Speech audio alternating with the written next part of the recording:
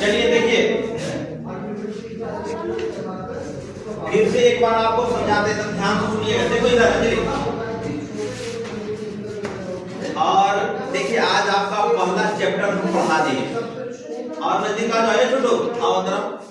तो इधर देखो अंजलि, पहला चैप्टर क्या था कि हिस्ट्री, अतीत से वर्तमान कैसे हम लोग जानते हैं, है ना।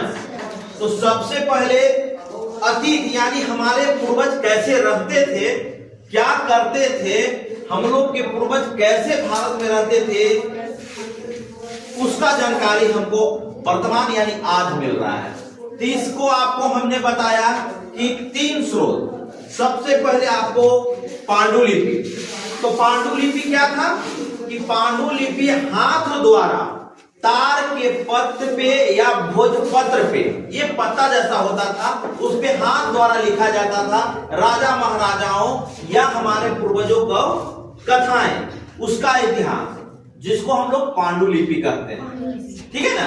और इसको कहाँ रखा हुआ है, संग्रहालय में या लाइब्रेरी में, पुस्तकालय में।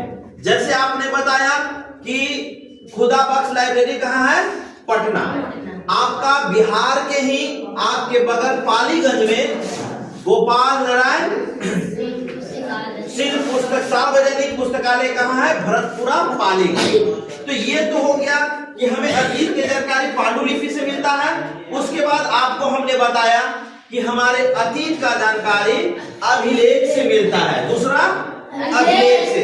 अभिलेख क्या था, अभिलेख क्या था कि बड़ा बड़ा चट्टान पत्थर का चौक चौराहा पर गाड़ दिया जाता था और उस पे खुदाई करा दिया जाता था, यानी कड़ा से लिखवा दिया जाता था कि उस पे नियम लिखा दिया जाता था कि चोरी नहीं करना है, लड़ना नहीं है, ये सब नियम कानून। अगर आप गलत कीजिएगा तो आपको आंख फोड़ दिए जाएंगे, आपको कैद में कर लिया जाएगा। तो राजा महाराजाओं के अभिलेख की सूचनाओं से प्राप्त होता था। उसी तरह से इस पर अभिलेख पर क्या क्या होता था, राजा महाराजा के नियम कानून होते थे। अभिलेख पर क्या होता था कि एक राजा दूसरे राजा से युद्ध में लड़ते थे तो उसका वीर गाथाएं लिखा जाता था। तो 2 हो गया अभिलेख।